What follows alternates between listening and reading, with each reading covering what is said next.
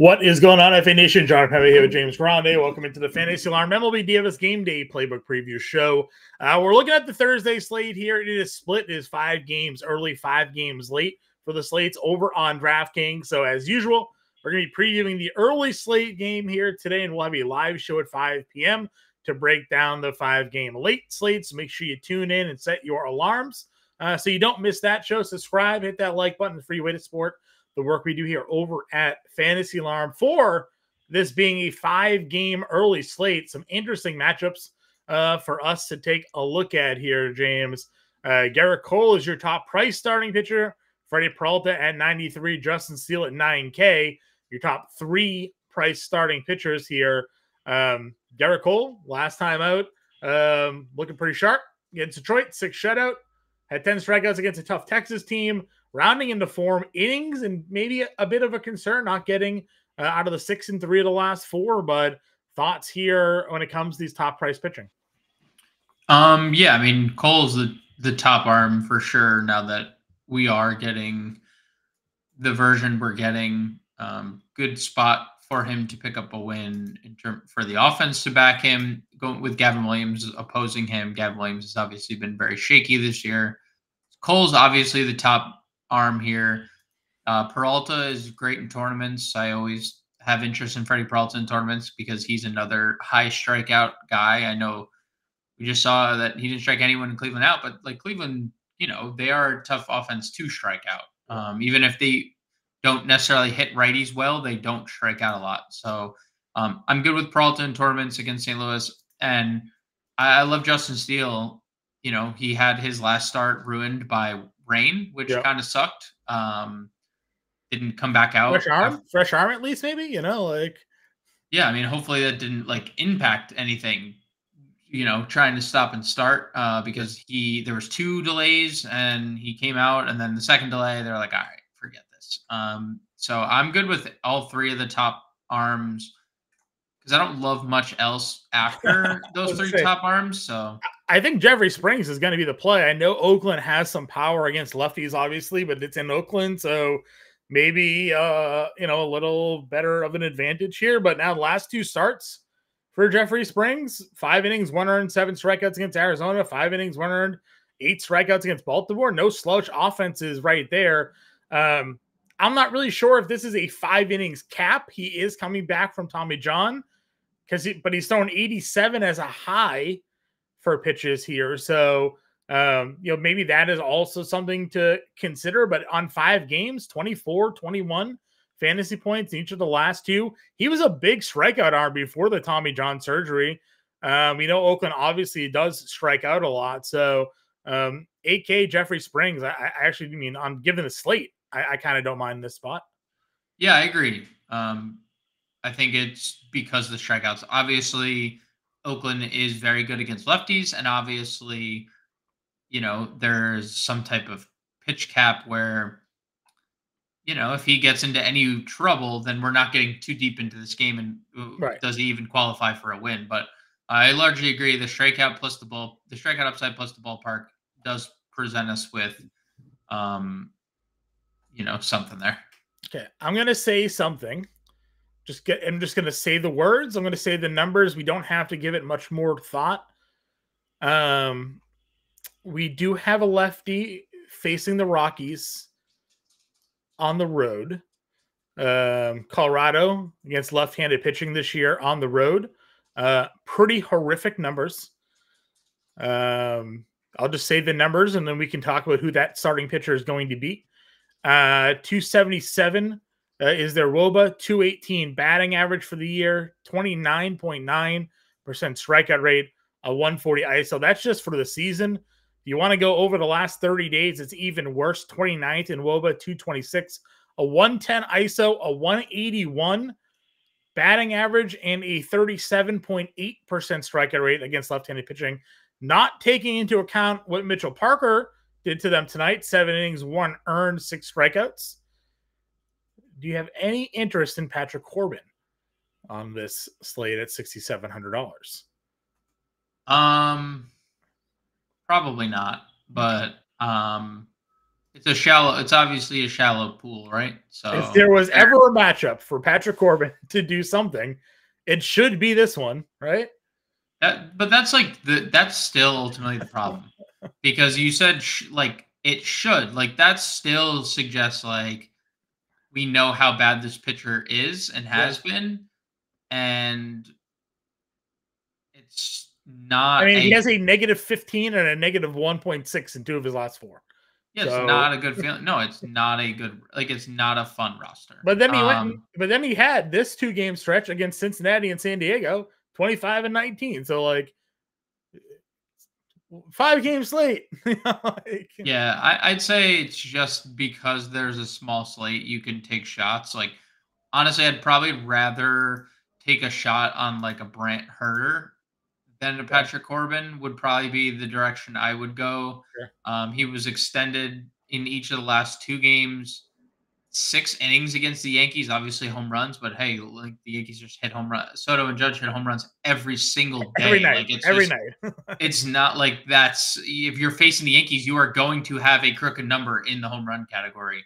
But everything else was like super good. Even the San Francisco outing, 5 strikeouts in each of the last 2. So I probably lean Herder, considering the Cubs offense.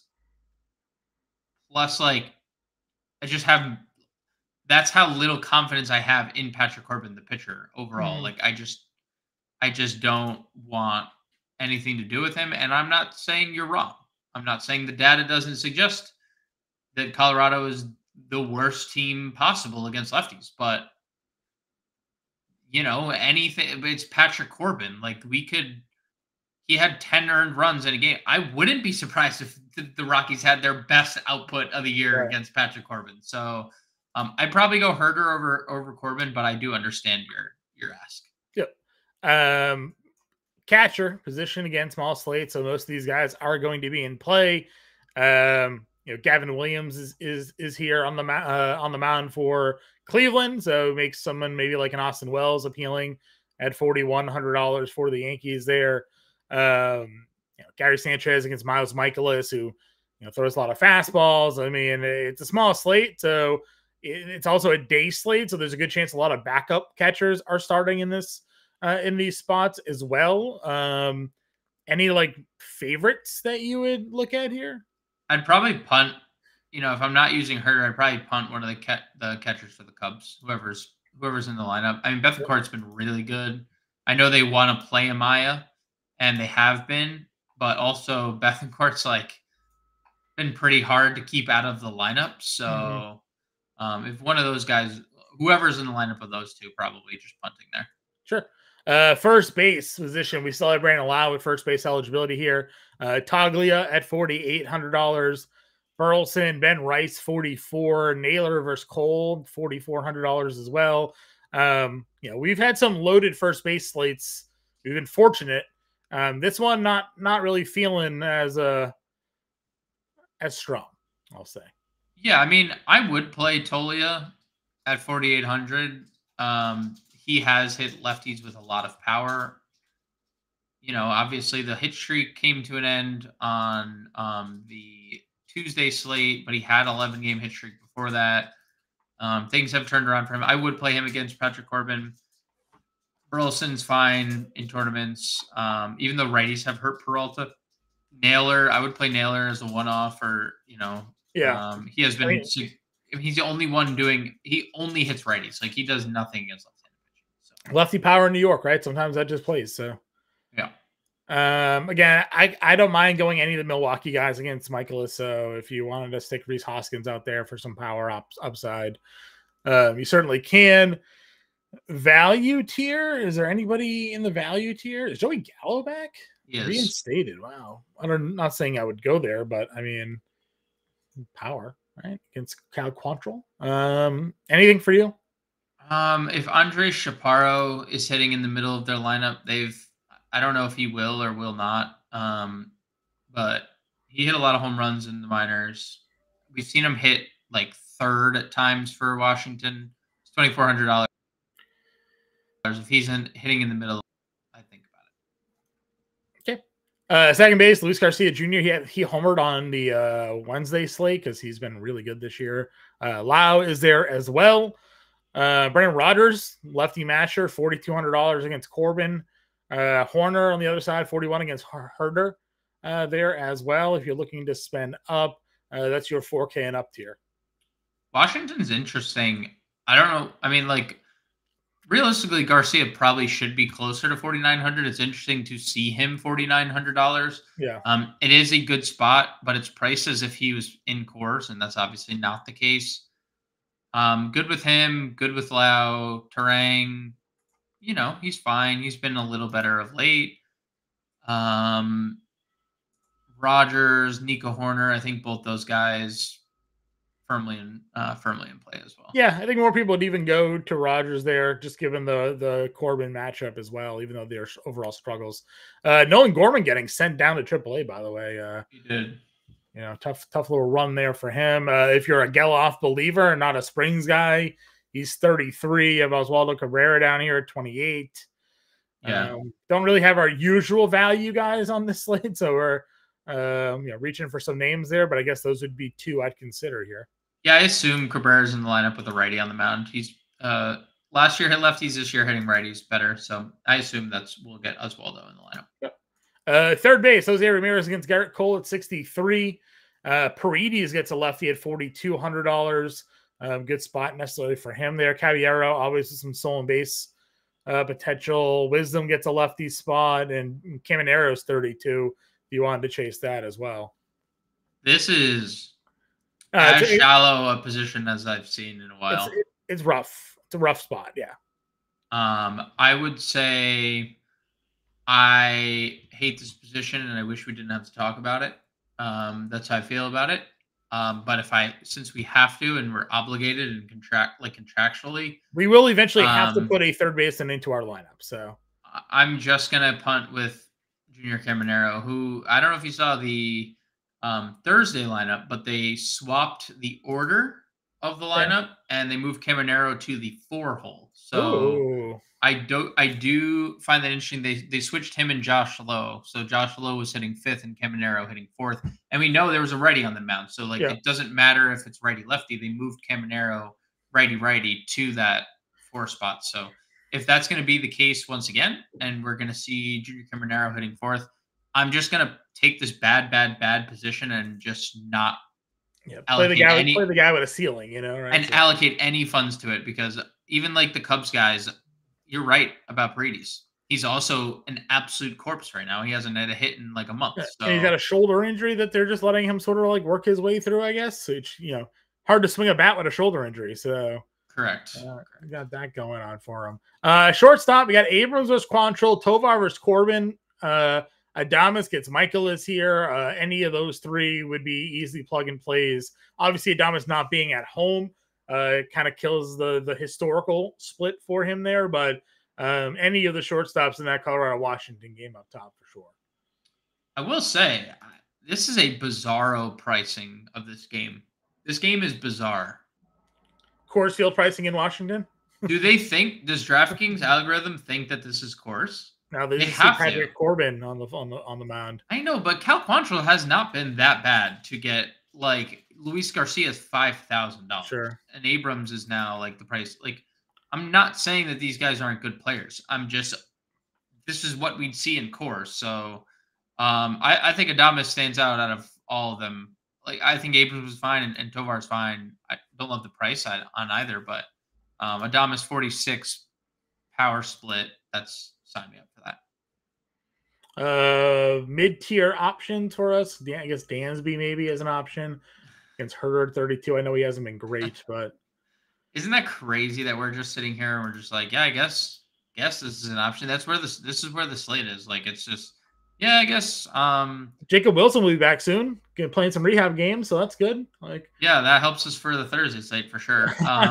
It's something to look forward to at least, like. I mean, like even Sweeney homered on. He's not going to be in the lineup because it's lefty. So we're going to get Javi in Chicago, like against Steele. McKinstry, lefty. Like this is just all... Schumann against Springs at 2,400. He's two for his last 40. I Imagine know. keeping him in fantasy over Tyler Fitzgerald. Imagine keeping him over Tyler Fitzgerald. What a crazy... It's probably spending up or just playing Dansby, right? Like that's like the way. Yeah. My outfield, all of this just to get to Judge and Soto. $7,000 Aaron Judge on a still too cheap. So the price still too cheap. $7,000 Aaron Judge on a 5-game slate.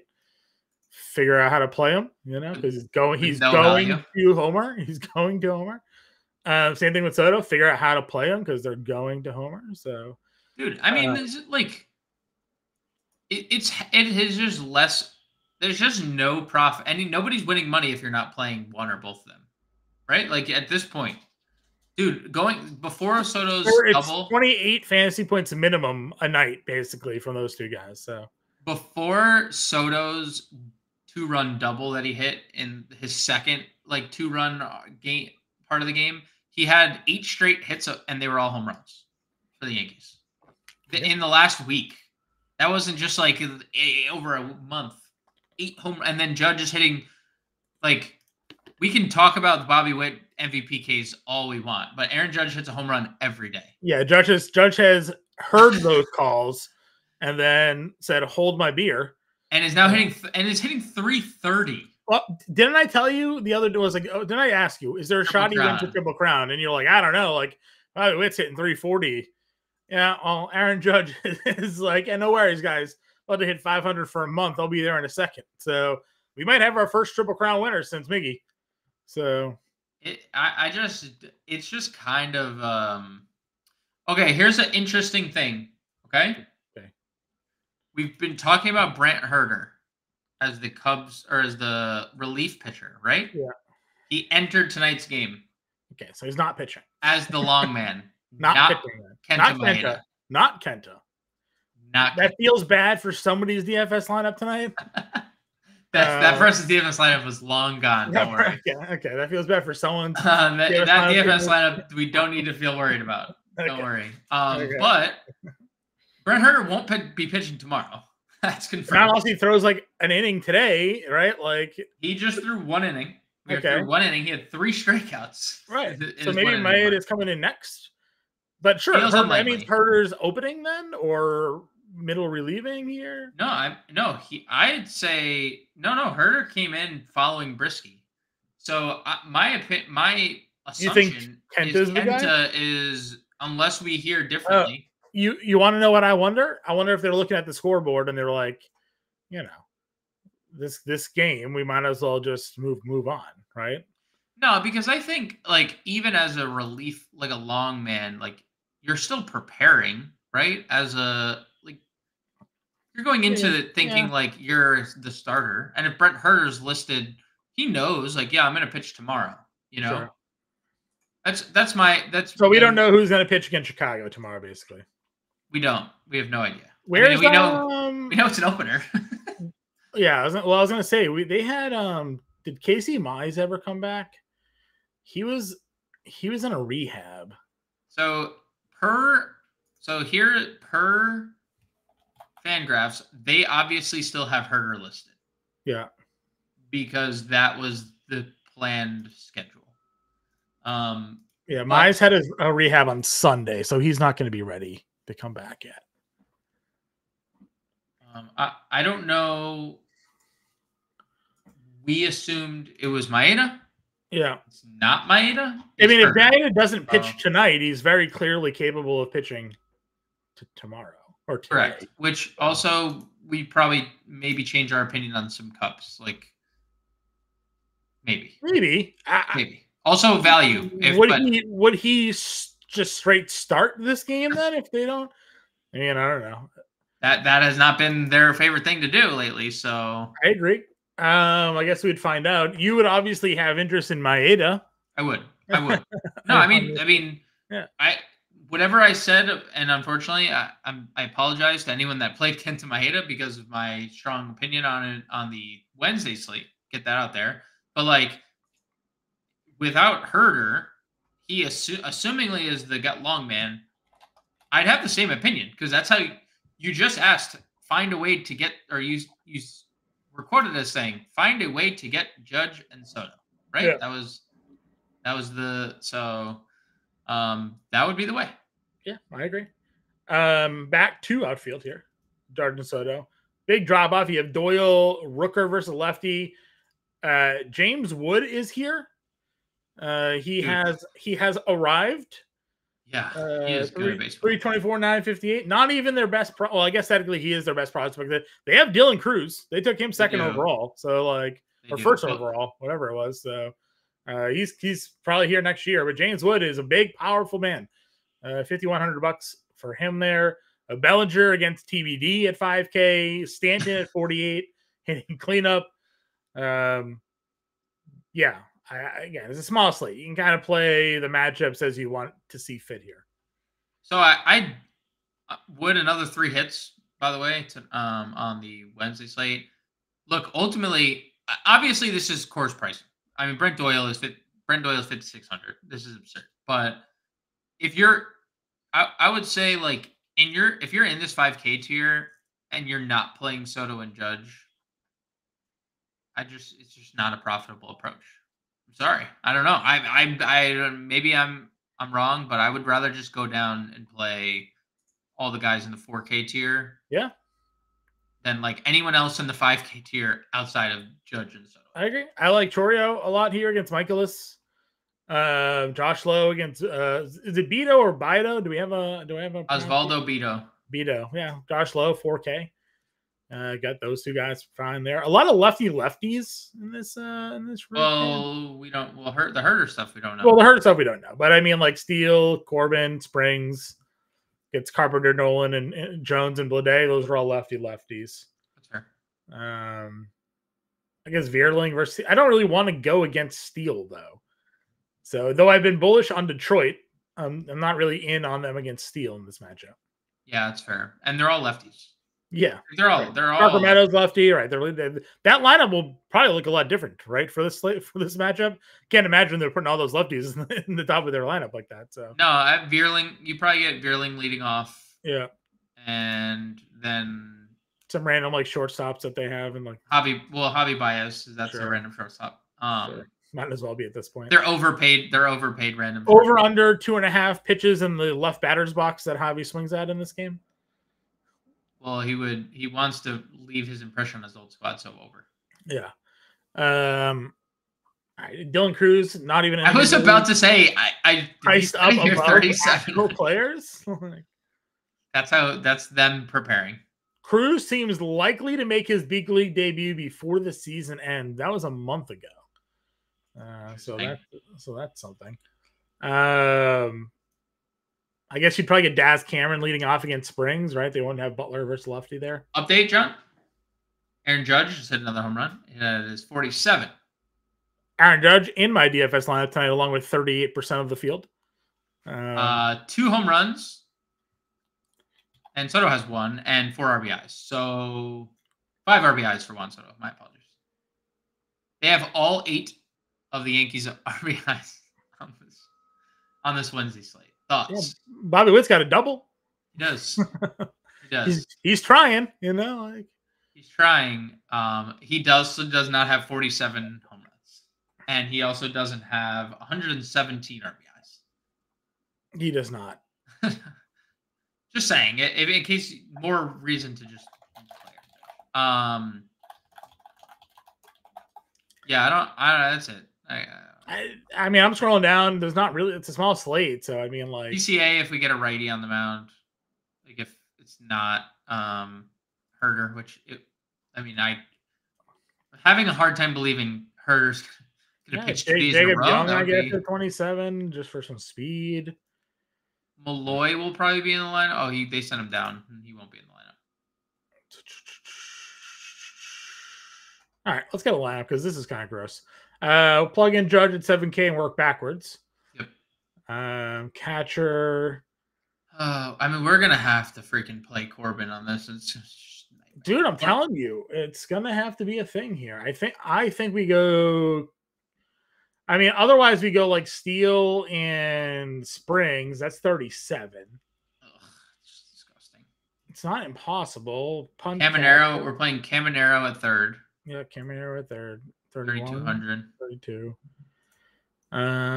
Second base, Oswaldo, right? Catcher was a punt.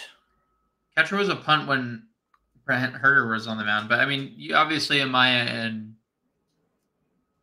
like one of those. I mean, Bencourt played today, so do you think they just play Amaya? Yeah, Bencourt's been good. He has been really good. I agree. He's been the better of the two. And we got 4K. We could go like Kybert against Quantrill. Yeah, sure. 3,100 is too cheap. He hit a grand slam the other day, a bunch of home runs, or hit 2 home runs rather. So I think we did Dansby here. It's 45. Do we even have a spender? Are you trying to figure out a way to get to Soto here? I was like, if we did Soto 36. That doesn't feel terrible. It really doesn't feel like Will Bowers. I mean, he's been Garrett Mitchell and Reese in a little stack against Michaelis. Sure. All right. And sure. We got Judge and Soto in a lot. Like that's obviously and we didn't have to use Corbin. The plan here is obviously get Aaron Judge, jam Soto and Judge at all costs against Gavin Williams in Yankee Stadium. That's what I'm thinking. They have given you almost 60 fantasy points combined. Yeah, Judge has 32 tonight, and Soto has 5. Soto RBI. has 31. Soto has 31. It's 63. 63 fantasy points. And that's obviously they're not going to get another at bat. That's curtains for them unless they bat around. But it's hard to not on a slate where Gavin Williams is pitching, and obviously he's a talented dude. Hasn't really been all that talented though. So yeah. We have $200 left over. So if you find a way to maybe you do punt catcher, maybe like a 2K catcher starts. And you can move up off like a Mitchell or a Swanson or something like that. But again, this is 5 games. There really wasn't much to pick from. And I think we have 2 of the 3 best pitchers, 2 of the 4 best pitchers. 2 of the 4, yeah, 2 of the 4. You know, so, all right. Spring, Steele, Ruiz, Hoskins, Cabrera, Caminero, Swanson, Judge, Soto, Mitchell as an example lineup for everybody here. If you have any questions on the slate, get us in the Discord. Follow us over on the X Machine. Hit that like, hit that subscribe. Free way to support the work we do here over at Fantasy Alarm. Until then, we'll be back live at 5 p.m.